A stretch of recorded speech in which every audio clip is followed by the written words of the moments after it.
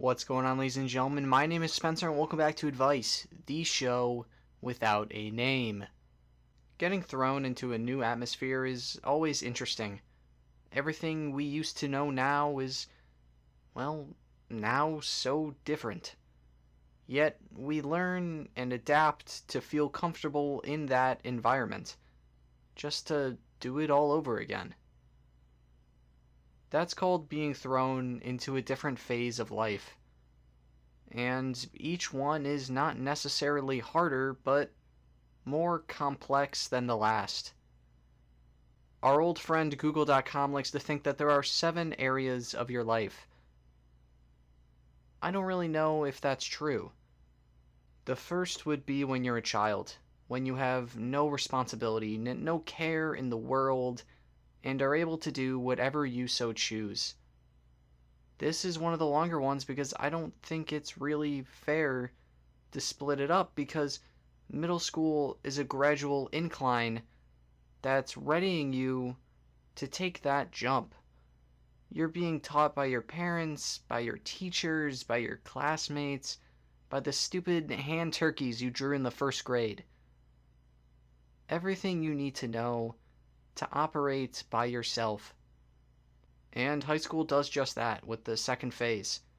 You're able to develop physically and mentally into what you think you want to be, and if you don't like it, you're allowed to change, because high school is a controlled environment. You're allowed to fail and make mistakes, because that's just what life is about. And high school should teach you that you need to get back up on that horse, no matter how many times you fall down. The third phase is college, when you're on your own. There is no more environment. There is a certain way to do it. You need to learn and adapt not only to the people around you, but to the professors you learn from. What do they like and dislike in their assignments? Instead of learning about yourself, you're learning about the world, or at least the people in it. This could be a simple interaction, or useless one-credit courses that they teach you, like the wonders of Spanish theater. And then lastly is, when you're done. You graduate from wherever, learning who knows what in a time frame completely set by you. You're ready to begin your life.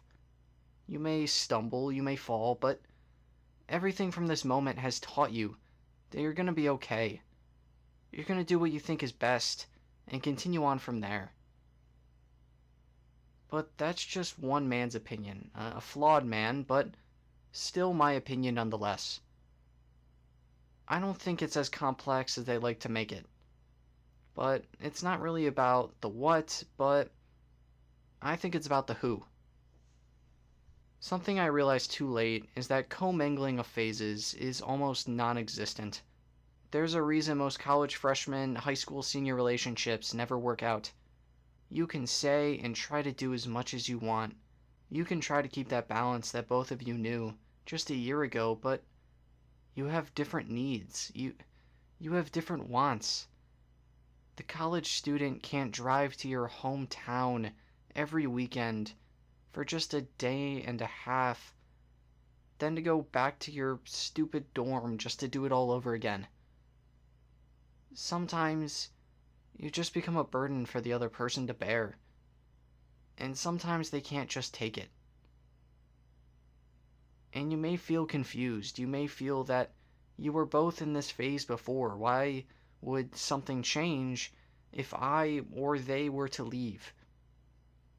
That's because you're operating on the knowledge that you know, and nothing else. Whether you want to admit it or not, because there's a timeline on it. To you, it may seem forever away, but to the person making that jump, it's a ticking time bomb. Phases of life are important to understand because you need to be ready for when someone isn't going to make sense to you. You're not going to realize that you aren't just grown up yet to handle this certain thing, or maybe you're too old to get it. We all wish that we could be in the same boat forever. And adulthood, we get pretty close to that notion. But age is a number for a reason. And we need to understand and respect that before anything else. It's something I realized too late, and I hope you don't make that same mistake, even though it's the worst thing in the world to feel. And that's what I'm going to call for today. How many phases of life do you think there are?